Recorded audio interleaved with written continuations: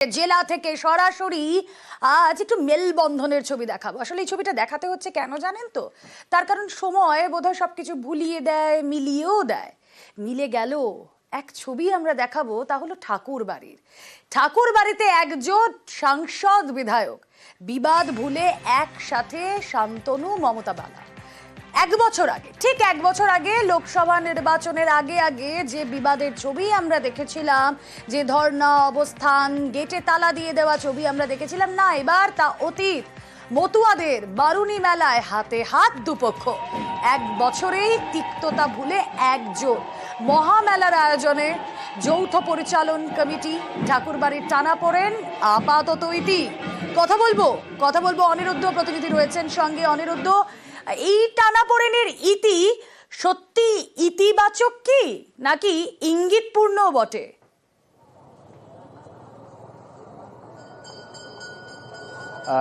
রুমেলা, তোমাকে জানিয়ে রাখি যে ঠাকুর বাড়িতে শুধু গত বছরই নয়, এর আগে কয়েক বছরই দেখা গেছে যে ঠাকুর বাড়িতে মমতা ঠাকুর ভার্সেস শান্তনু ঠাকুরের যে দ্বন্দ্ব, সেই দ্বন্দ্ব নিয়ে কিন্তু অনেকটাই তিতবিরক্ত ছিল মতুয়া ভক্তরা। ভক্তদের কিন্তু দাবি ছিল যে তারা ঠাকুর বাড়িতে আসে, হরিচাঁদ ঠাকুর গুরুচাঁদ ঠাকুরের টানে ঠাকুর বাড়িতে আসে, এবং মধুকৃষ্ণ ত্রয়োদশীতে যে বারণী মেলা হয়, সেই বারণী মেলা রাজ্য নয়, শুধু দেশের বিভিন্ন প্রান্ত থেকে মতুয়া ভক্তরা আসে। তারা এই মধুকৃষ্ণ ত্রয়োদশীতে এই পুণ্য স্নান করতে ঠাকুরনগর ঠাকুর বাড়িতে আসে। সেখানে দুই পরিবারের দ্বন্দ্ব কিন্তু অনেক সময় এই মতুয়া ভক্তদের কাছে মানে আশ্চর্যের কারণ হয়ে দাঁড়িয়েছে, কারণ তারা ঠাকুর বাড়ি যে টানে আসে সেখানে এসে এরকম দ্বন্দ্ব তাদেরকে অনেকটাই দুঃখ দিত। কারণ গত বছর যে ঘটনা ঘটেছিল মেলার সময়, দেখা গেছিল রীতিমতন শান্তনু ঠাকুর মমতা ঠাকুরের যে ঘরে থাকতেন, অর্থাৎ বড়মা বীণাপাণী দেবীর যে ঘর, সেই ঘরের তালা ভেঙে ঘরে প্রবেশ করেছিল, পরবর্তীতে তালা দিয়ে দেওয়া হয়েছিল। সেই তালা খোলার জন্য মমতা ঠাকুরের মেয়ে মধুপর্ণা ঠাকুর অনশনে বসেছিল। সেই অনশনের পরে দীর্ঘ জল গড়িয়েছে বলা যেতে পারে ঠাকুর বাড়িতে, এবং দুই পক্ষের যে রাজনৈতিক দৃষ্টিভঙ্গি, অর্থাৎ মমতা ঠাকুর রাজ্যসভা সাংসদ তৃণমূল কংগ্রেসের, মধুপর্ণা ঠাকুর তৃণমূল কংগ্রেসের বাগদার বিধায়ক, এবং সুব্রতা ঠাকুর গাইঘাটার বিজেপি বিধায়ক, এবং শান্তনু ঠাকুর বিজেপির এমপি, এবং এই যে রাজনৈতিক দ্বন্দ্ব দুই পক্ষের, সেটা ভুলে ভক্তদের কথা মাথায় রেখে দুই পক্ষ মিলে একটি মেলা কমিটি করা হয়েছে। যেই মেলা কমিটি এবছরের এই মতুয়া মেলা পরিচালনা করবে, যা ভক্তদের কাছে অনেকটাই শান্তি দিয়েছে, এবং ভক্তরা কিন্তু জানাচ্ছেন যে তারা অনেকটাই খুশি, কারণ ঠাকুরবাড়ির যে দ্বন্দ্ব দীর্ঘদিন ধরেই তাদেরকে ব্যথা দিত, তাদের বেদনা দিত, সেখান থেকে আজকে দুই পক্ষ একত্রিত হয়ে যে মেলা করবার চেষ্টা চালিয়েছে, সেটাকে তারা সাধুবাদ জানিয়েছে। রুমেলা, একেবারে। এবং এই ঠাকুরনগরের রাজনীতি শুধু তো নয়, মতুয়া কেন্দ্রিক যে রাজনীতি, তার সবসময় কেন্দ্রেই থেকেছে এই ঠাকুর পরিবার। এবং এই যে বিবাদের কথা আমরা বলছিলাম লোকসভা নির্বাচনের আগে, যা আবারও সামনে এসেছিল, এক বছরের মধ্যেই সেই সবের ইতি, তিক্ততা ভুলে একজোট সাংসদ বিধায়ক। মহাবারণী মেলা খুব সুন্দরই হবে, যা সিস্টেম যা করেছি এখানে খুব সুন্দর। লাখো লাখো ভক্তরা এখানে আসবেন, যে যেখানে এই ভক্তরা আসবে। আমরা এটাই চাইছিলাম যে ঠাকুর বাড়ি সবাই মিলে, ঠাকুর পরিবারে যারা আসেন, তারা সবাই মিলে যদি এই কাজটা হয়, আমি হয়তো ভক্ত হতে পারিনি, সেই জায়গায় দাঁড়িয়ে বলছি, ঠিক আছে, তাহলে আমাদের সকল ভক্তের মঙ্গল হবে। অ্যারেঞ্জমেন্ট বা সবাই এক হয়ে মেলাটা করা হচ্ছে দুই পক্ষ থেকে, মমতা মা আর এবং শান্তনু বাবা সব একসঙ্গে, যেন খুব ভালো লাগছে। প্রস্তুতি আমাদের প্রায় 1 মাস আগের থেকে চলছে, খুব ভালো। প্রশাসন আমাদের প্রচণ্ডভাবে সহযোগিতা করছে। আমরা তো এর আগেও চেষ্টা করেছি যে যাতে সুষ্ঠুভাবে হোক, সুন্দরভাবে, প্রতি বছরই আমরা চাই। বিতর্ক এড়ানো যাবে না, আশা করছি 100%। মতুয়ারা একটা সংঘবদ্ধ একটা জায়গাতে থাকে, আপনারা দেখেছেন, তারা শৃঙ্খলাবদ্ধভাবে তারা আসে এবং শৃঙ্খলাবদ্ধভাবে তারা যায়। এবং এই মধুকৃষ্ণের ত্রয়োদশী তিথিতে আমাদের পূর্ণবঙ্গ শ্রী হরিচাঁদ ঠাকুরের জন্মতিথি উপলক্ষে যে মতুয়া ধর্ম মহামেলা সিদ্ধার্থ ঠাকুরনগর ঠাকুরবাড়িতে অনুষ্ঠিত হয়ে আসছে,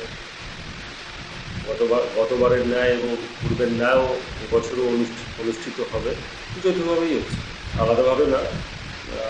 যে কমিটি আছে, সেই দুটো কমিটি এবং বাড়ির যারা সদস্য যারা আছেন, তাদের সম্মতি ক্রমেই মেলাটা হচ্ছে।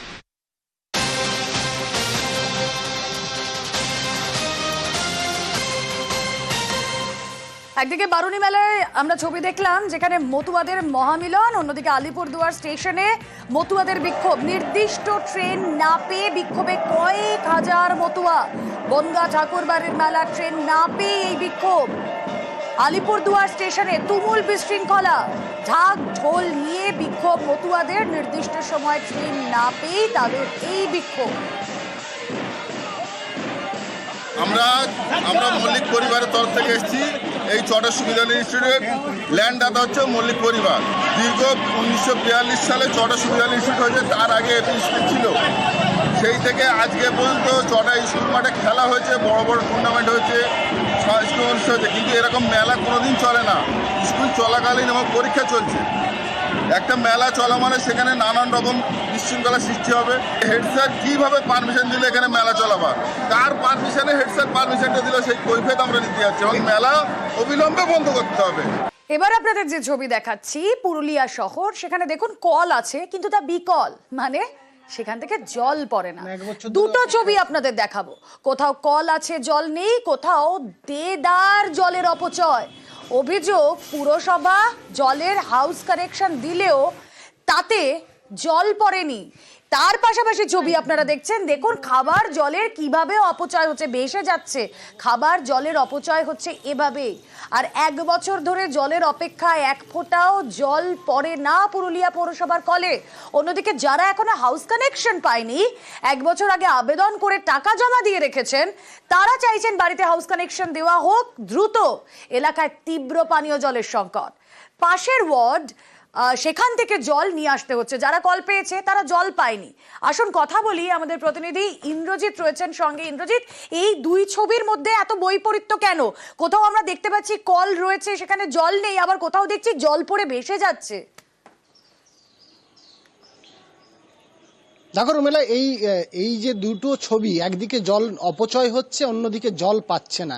1 বছর আগে পৌরসভা বাড়িতে জলসংযোগ দিয়েছে, কল দিয়েছে, কিন্তু সেই কলে এক ফোঁটাও জল পড়েনি। আবার কেউ কেউ জলের আবেদন করেছে, টাকা জমা দিয়েছে, তারা হাউস কানেকশন এখনো পায়নি। অন্যদিকে দেখা যাচ্ছে পুরুলিয়া শহরের বিভিন্ন রাস্তায় জল অপচয় হচ্ছে, এবং এই অপচয় নিয়ে আমরা একাধিকবার খবর করেছি, কিন্তু পৌরসভা দেখবো এখনো কোনো ব্যবস্থা নেয়নি। ফলে জল অপচয়ের ছবিটা যেমন একই রকম রয়েছে, অন্যদিকে যারা জলসংযোগ নিয়েছে 1 বছর আগে টাকা দিয়ে, তারা কিন্তু এক ফোঁটাও জল পাচ্ছে না। ফলে তারা বলছে এই কল রেখে লাভ কি, এই কল খুলে নিয়ে যাক পৌরসভা। অন্যদিকে যারা এখনো জলসংযোগ পায়নি, তারা জল পাবে কিনা গ্যারান্টি নেই, কিন্তু তারা চাইছে তাদের বাড়িতে জলের কানেকশন দেওয়া হোক।